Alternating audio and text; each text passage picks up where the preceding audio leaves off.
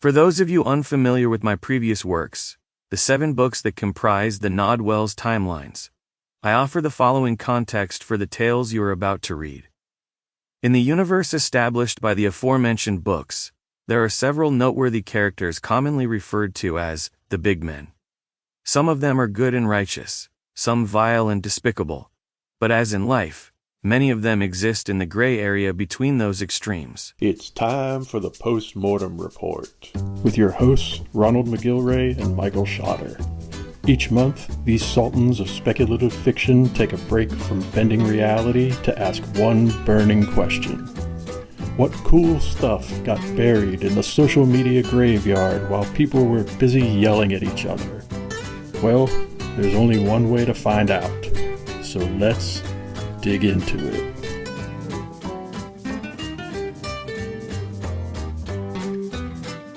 Hello, everybody, and welcome to the Post-Mortem Report. I'm your co-host, Michael Schotter. And I'm Ronald McGilvray. Welcome to episode 34.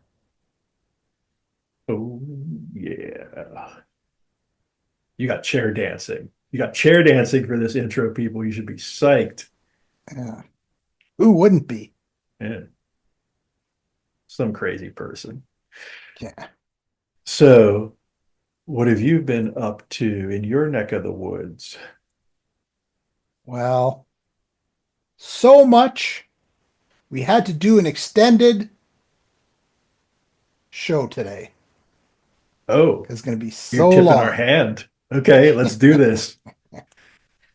Well, I'd like to start off with mentioning that someone I know had a special birthday on March 15th. Oh, no. That's right, everybody. Called It out. was Michael Schotter's birthday.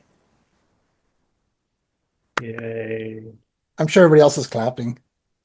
So I can hear it. I can hear it off in the distance and in the there you future. go. Yeah. So happy birthday again. Thank you. No problem. Thanks. And as it would just happen to be, on Monday, March 24th, it will be my mom's 89th birthday. Wow. Yeah. That's 89. impressive. I Yeah. know. We're having her and my son over on Saturday, which is tomorrow, Mm-hmm. to have a birthday party. Very cool. We'll see how that goes. If that wasn't exciting enough, it's March Madness. Oh, is that a big draw for you? We like our college basketball. Yeah, nice. Yeah. Well, I was always a Celtics fan Mm-hmm. until the NBA went on strike. And then I boycotted basketball for like years, Oh. which I've done for almost every major league sport.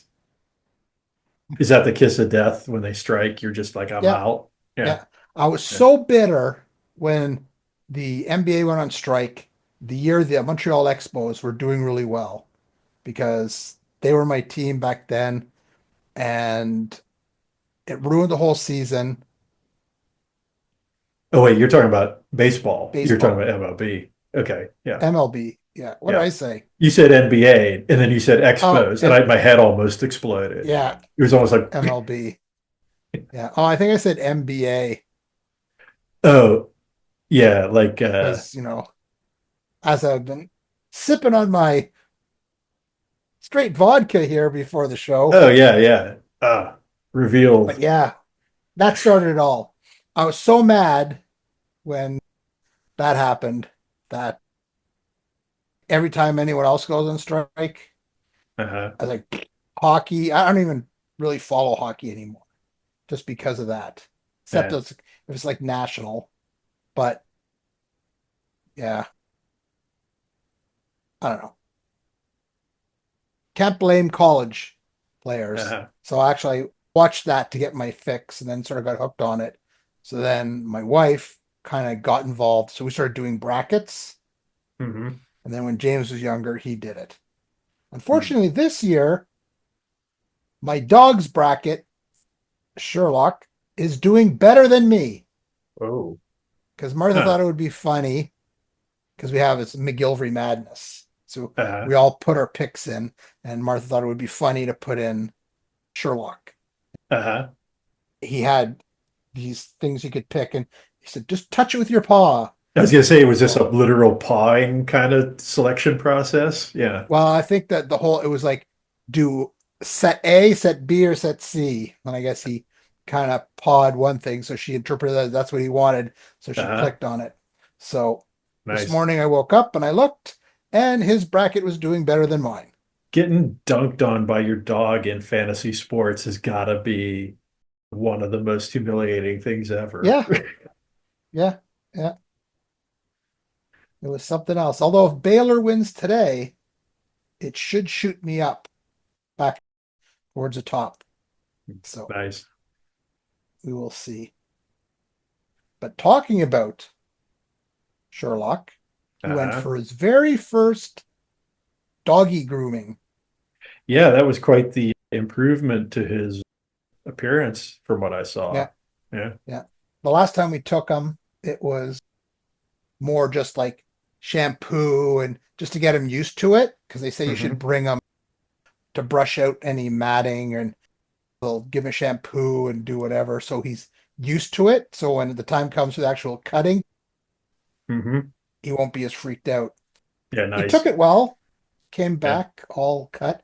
I was worried because I said, I Hmm. wonder what he's going to look like when I get Yeah. home. He was posing like a champ in that picture I saw. Yeah, he seems to like the camera. Yeah. I go, sit down. We're going to take a picture. And he'll just sit there. Although it always looks like he's staring at me. Like Uh-huh. he's like either trying to think what I'm doing or what. He just always got that kind of, He's just trying to take your soul. It's fine. yeah, he's got that kind of human look almost when Yeah. he's staring at you. But yeah, I posted the picture up on Saturday. So if you haven't seen it, oh no, today's Friday. It's on a Friday post. Go back and check it out. All my days blur. Uh-huh. Uh-huh. Thanks to good Canadian vodka. You're revealing all our trade secrets. See, There everybody you go. thought this was water all these years, but Yeah, really, anything clear could be in those glasses. exactly. What else? Oh, I'm going to be attending actually, I wrote it down, was it on September 13th, the Sir Robert Borden High School Alumni Reunion. Oh. Yeah, so I Do got, we want to reveal what number reunion this is? well, I'll let you do the math. I Uh-huh. was in the class of 1983. Uh-huh. So you do the math. Yeah. Needless to say, it was a long time ago. Yeah. Nice. Things were fun back then. Hey, things are fun now too, because we're here. That is true. But we're one of the few of the last fun things left. That's the nice thing about being a bright spot. Yeah. So we'll be curious to see how many people show up and what we all look like compared to each other. Oh yeah, that's always fun. It's always fun when you spot somebody, went to high school or college with, and it's been a minute, and you're like, Yeah, is that even the same person? yeah, yeah. I know. So there's a whole web page. You got to sign up to the web page. So and that you can put your picture up before and after. So I took a picture from like a yearbook. This is what I looked like here, and this is what I look like now. So there's no surprises. So I've looked at some other people's Yeah. who did it. It'll be interesting. So something to look forward to in September. Well, I'm glad February's over. Yeah, we've pretty much got winter kicked in the butt at this point, which is pretty Yeah. all right. And February, my book sales were very lackluster. Oh yeah. Yeah, they were not good. Yeah. But March is picking up nicely. And well, I guess you probably saw, I did a bit of a blitz the other day. Mhm. Big marketing blitz. Yes, I saw Bunch of that. my books just to like, you know, I'm out there. These are my books. Take a look. So Hmm. I have seen March start to pick up. So I thought, well, people apparently are looking for books, so maybe I'll do a quick blitz just to get people to remember what my books are. So, Hmm. so I'm much happier with March, but yeah, February was a dog month, Yeah. and not a nice Sherlock dog month either. I will say my February was actually pretty good, but that's also because I had a release. That'll kind of tend to perk things up a bit. Yeah. There we go. Well, last time we talked, I think I was going to my book signing at reread or reread used books. What is it officially? Is it reread or reread? What did they say? I never asked. Oh, okay. You never heard them say it? Like when they answer No, you gotta no. call them up and have them answer the phone so you can hear what they say. Yeah. But hello? Uh, So yeah. We'll say reread. okay, let's go with reread. But it ended up being a lot of fun. Yeah, A lot cool. of fun. Yeah. Good turnout. Yeah, yeah, it was successful. Some people that I knew came in just to Show some support. support. That is the word. Excellent. So got that. And then other people came in and asked, what my books were about. And, Yeah. but yeah, overall, it was pretty successful. I enjoyed myself and I appreciated them having me in. So Hmm. big thanks to Tricia and Ray at Reread Books. Right on. Nice. Let's see. Oh, had a nice review on my short story Crabheads. Oh. This is by Marianne Chappelle. Oh, cool. It's a very nice. She Hmm. read the anthology and she gave me a bit of a special shout out saying that she really enjoyed my story. So that was nice. Because sometimes when you have an anthology and your stories in there, people just say, yeah, it was a good anthology, Hmm. but you don't really know what they thought of your story. Yeah, it's nice to be singled out. Yeah. Yeah. Yeah. So I watched a good movie, good horror movie, actually. Oh, yeah. I wasn't sure what to expect from it, but I wanted to check it out. And it was called The First Omen. Oh, So nice. it's kind of a prequel to the Omen. I was just about to say to the First Omen, but that would be redundant because the movie I saw was The First Omen. Yeah, So nice. they did a really good job. It's sort of this young nun going to Rome and she hooks up with this ostracized, I guess he's an ex-priest, although he still wears the white collar and everything. And he tells her of these diabolical things that are happening. And of course, she doesn't really believe it and stuff. But some strange things happen and she starts to investigate on her own. And things start rumbling along. And it was really creepy and well acted. Hmm. And well, I won't say anything with the end, but the ending was really good. I really liked the way that they wrapped it up. And there was this one scene in particular, which was a nice touch, and it really lent itself to go flow right into the actual original Omen. Yeah, that's what I was going to be kind of curious about was how those ended up lining up with each other. Yeah, really well. Really Yeah, well.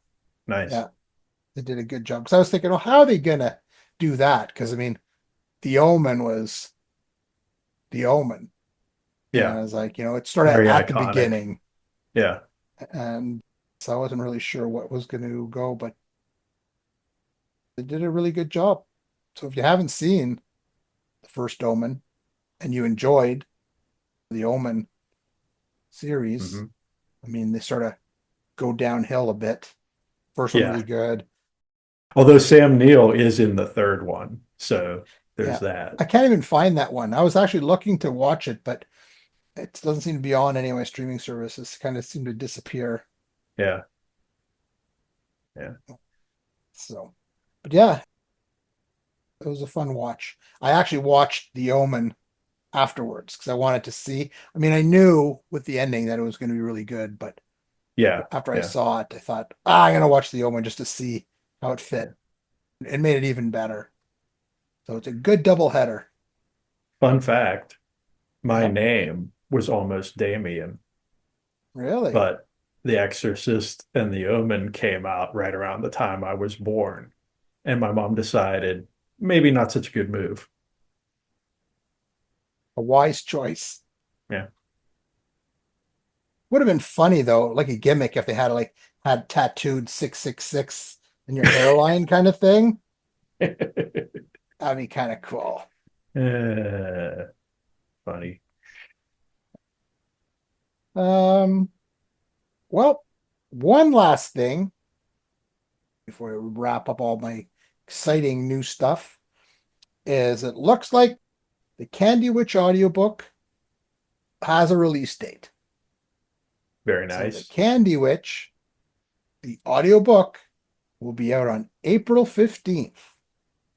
So theoretically, in the past, because this is Yes. the May episode. So, Yeah. yes, all things fingers crossed, all systems go. This should be available by the time you see this. Yeah.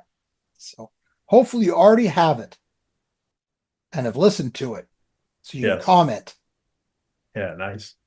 So it's exciting. It was, lots of work putting it all together. And I guess since we're on the topic, I throw out a big thanks to Sean Cordery, who narrates it, who also narrated, did an amazing job on my Tales from the Parkland. Hmm. He's come back to do the narration for The Candy Witch, and I think you're really going to enjoy it. It's being published by Blackstone Publishing. Yeah, nice. So keep an eye out, April 15th, but don't you worry, I'll be flooding the social media feeds with it as it comes up. I'm sure there will be quite the onslaught of social media messaging around that. Yeah. Well, I'll let you know because it will be in your present timeline, but in everyone else's past timeline, that I'll be doing a post on it tomorrow, this coming Saturday. Yeah, nice, nice. So I'll do that. And other than that, the snow is almost melted outside, although we're getting snow tomorrow. No, sorry, snow on Monday, 5 Hmm. centimeters, and then 1 centimeter on Tuesday, and another centimeter. But I don't think it's going to last because it's snowing, but it's around that 5-degree mark. Oh yeah, so it won't likely stick. Yeah. But all the roof totally clear now. It was finally clear on actually not till Thursday. So yesterday there was just a little thing, but that much left. It was just really annoying. But then it finally was gone. But I Hmm. still have some on my front yard. My backyard's totally clear. So it's great to put Sherlock out so we can go out and play around in the backyard. Hmm. Nice. So Well, he gets the whole backyard now too, versus the little just shoveled out that trail that you that had running for him track, yeah, before. Yeah. yeah, yeah. Turned into a big slushy, wet mud pile there for a bit. So, but it's all dried up now. Yeah, nice. But enough about me. What do you got going on, Michael Schotter, birthday month boy? Oh man, we're really, if anybody wasn't sure, that was definitely a thing that happened. Exactly. So you know what? Before I let you go, I think we should add in a special confetti thing for you. Oh, nice. Yeah, There nice. you go. I'll put up the picture from when I went out for my birthday feast because I went Is that out with for my the big annual. burger That was last chicken? year. This year I had a gyro from a place Oh, that yeah. around here called, I'll give them a shout out because it was kind of a cool place called By George in Monessen, PA. They are a Greek restaurant. So, yeah, had a big old gyro there. It was very tasty. Would recommend. How come you didn't take me there when we went? Well, because I didn't know about it when you were here for StokerCon, and Monesen's kind of a little far south for us to, is even further south than that pizzazz place we went to was. So, Wow. Can't really complain because we ate at some delectable places. yeah, we had the grand tour of Pittsburgh culinary delights for That's StokerCon, that's for sure. I'm If you didn't hungry see just that thinking about it. episode, go check that one out. It was 13.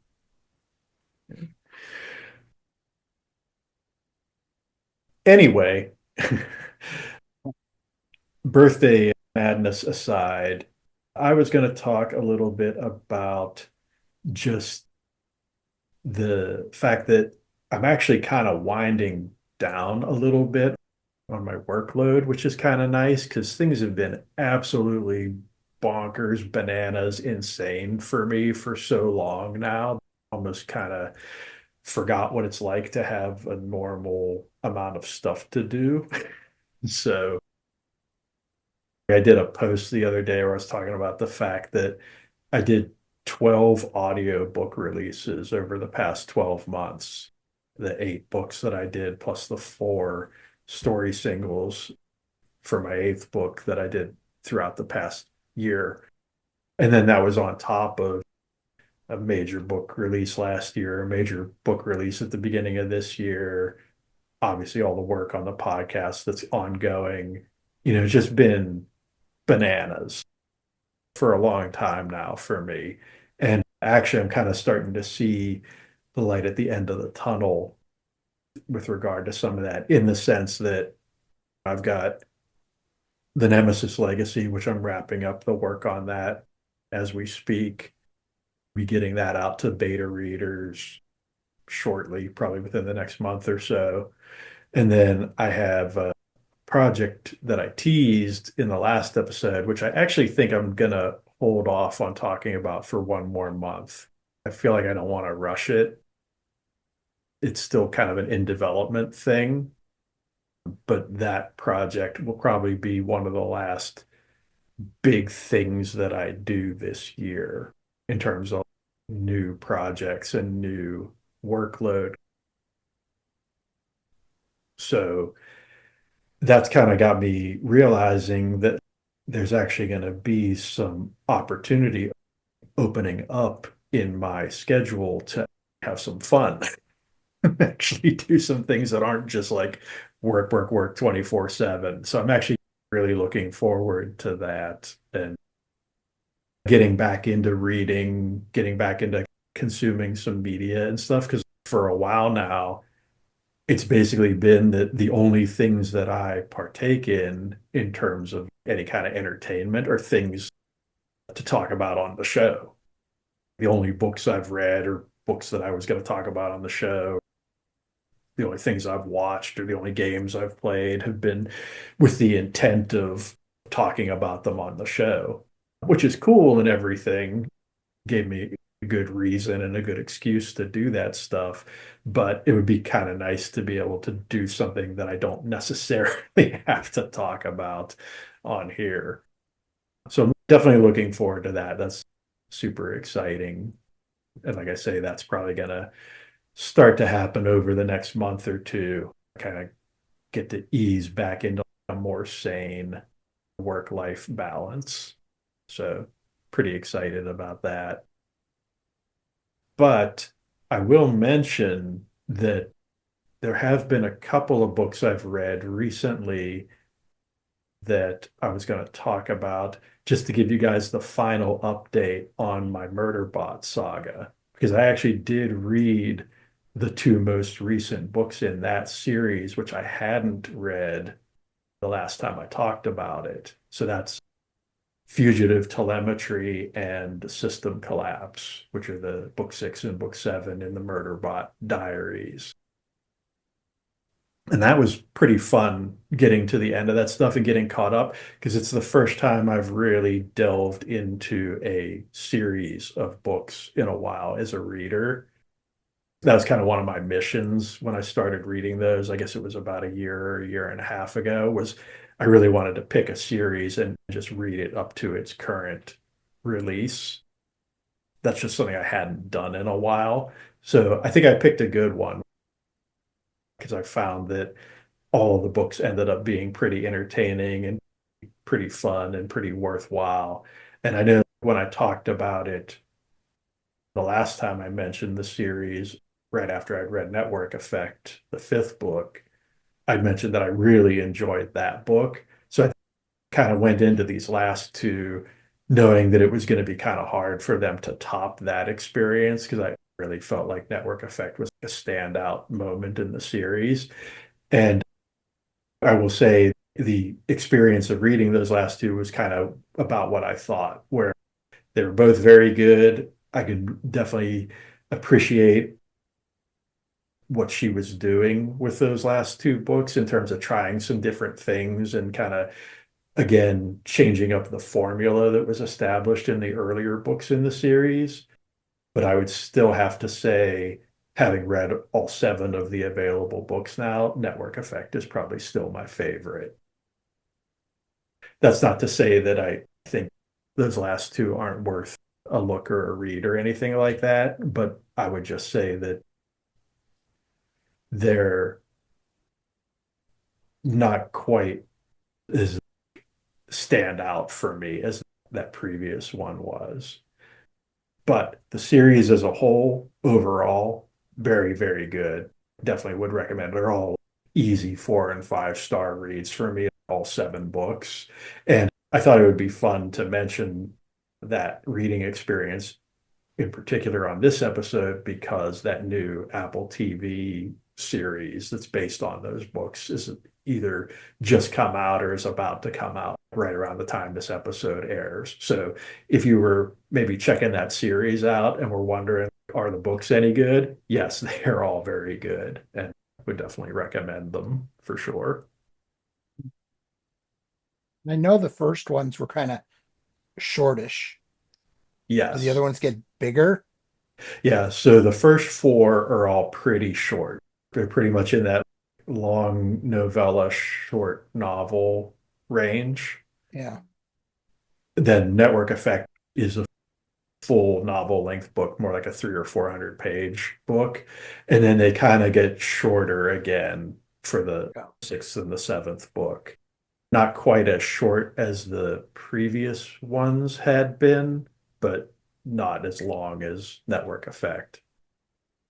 I feel like that's kind of smart in a way because one of the really nice things about that series is the first four books are so short that they're really easy to consume and kind of jump into and get invested in so that by the time you get to Network Effect and you're introduced to all the concepts and characters and stuff, you're kind of ready for something a little meatier and a little beefier. If you've read through those first four books and you still care enough to keep going, that Network Effect book being as long as it is a real nice treat because you get that extra depth and sophistication and complexity to the storytelling, which for me personally, I was really craving that by that point in the series. So it was perfectly timed as far as I was concerned. Did you wrap it up nicely? No, it's definitely an ongoing series. And from what I understand, there's Uh, going to be at least two more books. okay. But I will say, I think she does do a good job in each book of kind of giving you an end point, right? Where it's like, yeah, you're not knowing everything that you could possibly ever want to know. And I don't think really that would ever be the case, even if the 9 books that, from what I understand, she's planned are going to be the end of it.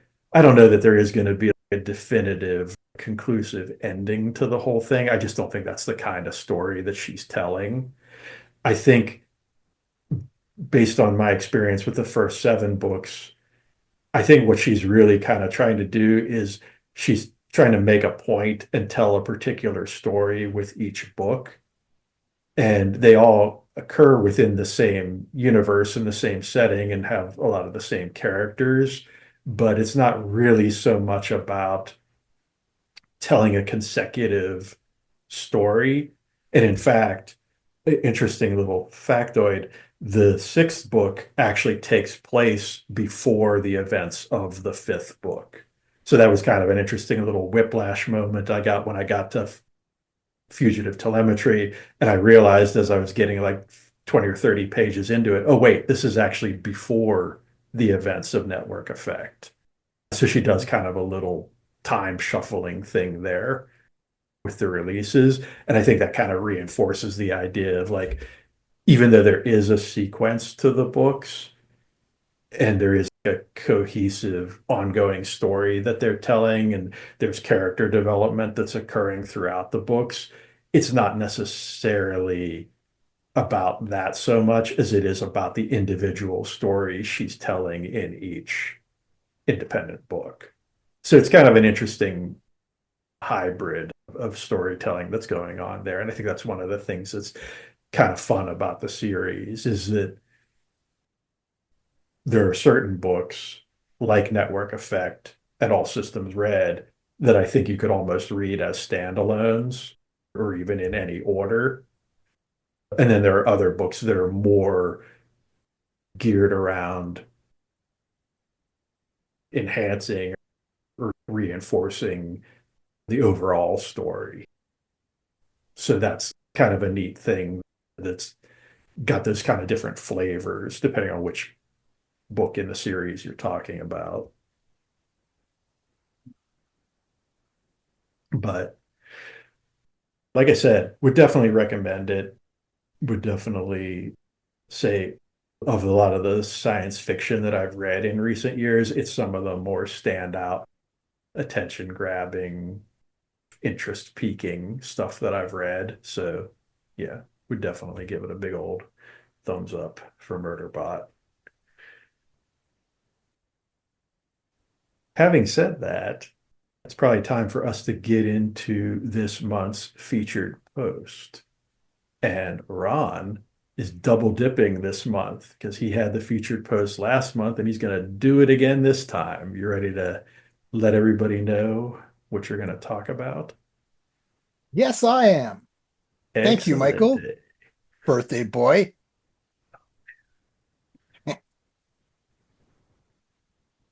I did a post on it not too long ago, but I thought I'd throw it out there because I was enjoying it. It's a beefier book that I'm actually have read in the past lately. A lot of them seem to be shorter books, but this one has some girth to it. So it Hmm. took me a bit more time to read, but I just finished it. And so I was actually putting a review together, and I thought, what better time to talk about it on our featured post? Nice. So the featured post this month is on D.S. LaLonde, and it's about his novel, A Bleak Remedy. Mm. And it's a really cool. I didn't know what to expect, really. I saw his post on it, and I thought I'd give it a try. And I had it on, but because of other projects I was working on, it just kind of sat there on the TBR file. And Hmm. then I finally said, I gotta pick it up and start reading it. And I was pretty well hooked immediately. It's got a really unique premise. It's about vampires that are being studied in a secret research facility along the St. Lawrence River. So I thought, oh, well, I wonder what's going to happen. Well, I guess I could say, because I'm not saying if it happened or not, but first thing I was thinking of, okay, well, there's vampires being studied. So obviously they're captured or something. And there's probably like a breakout, and it's going to be like maybe one of those beginning of the end of the world kind of things. Hmm. I was incorrect. Oh, interesting. Very different. It was more delved into sort of the character studies of all of the different characters because there's quite a few characters in it, and you see sort of from theirs, including the vampires, which Hmm. was very unique. it kind of all starts with a tragic accident where a billionaire loses his wife to a vampire, and he becomes obsessed in learning all he can about these creatures and the possibilities that they can bring about. Hmm. Because when the attack first happens, I can't remember now how I think they just shot him. But anyways, he was wounded enough that he was transported away, but he was able to heal miraculously. So of course, in any good book or movie, when you have your sort of pseudo rich person going, "Whoa, how can I use that?" Yeah, yeah. And that's what they do. So he has them put away in this high tech sort of research facility, and they're monitoring them, trying to find out what's going on. And it's really hard to say because there's lots of cool things I'd like to say, but Yeah, you don't it want to would be the ruin anything. Yeah, detriment yeah. to another reader. But that's sort of the beginning premise, and things happen along Hmm. the way. You said there's two vampires, right? So I assume a big part of this is maybe the relationship between the two vampires and their, you just explained how the one ends up there, but maybe there's something to do with how the other one ends up there. I would imagine factors heavily into that. Well, I guess I could say when the vampire is taken, it's not without a fight. Uh-huh. And the other vampire becomes a vampire because of that. Ah, okay, Because gotcha. originally he was with the team that was Okay, looking yeah, for nice. him. So it's you're seeing two kinds or Hmm. two different looks at the vampire. One that seemed like natural, and the Hmm. other one is sort of which turned. And yeah, it's really a unique take on the vampire lore. None of these vampires, they don't glitter. Yeah, no sparkling. No sparkling here. Yeah, nice. He does give some humanity to them, and you delve into sort of their thoughts and I wouldn't say dreams, but almost what it is they like and how they view things. So it's an interesting take. It's not like, oh, I wish I could be wearing my cape and my top hat to go to the Yeah, opera and have a succulent young lady kind of thing. yeah, not your cookie cutter sort of Yeah, gothic vampire portrayal. Yeah, exactly. And there's a follow-up book to it as well, which if I had been smart, I would have written down, but I it's all forgot. good. That's what the internet's for. Exactly. So if you look up DS alone, you'll be able to find it. But if Yeah, you're looking for, or you're a fan of vampire lore, you should definitely check this one out because it's a really unique take on it. Kudos to you. nice. Excellent job. You Very gonna start cool. reading it tonight? Probably not. Like I said, I got a couple things I need to wrap up before I'm gonna dive into my monster TBR pile again, but that is definitely going to happen here in the not too distant future. So, Well, I'm sure you must be very busy too, as you're wrapping up your birthday month. I see what you did there. Yeah. Anyway, speaking of wrapping things up, surprise, surprise, that's what we're about to do because we are changing things up a little bit and we're gonna get on out of here and give you guys a little more free time yourselves to go about your business and do whatever you might want to do. So We will be back next month with a new episode of the Postmortem Report. Until then, you have any parting thoughts you'd like to share with the nice people? Go read a book. Hmm, It's good for you. yeah. Bonus points if it's one of ours. Yes, absolutely.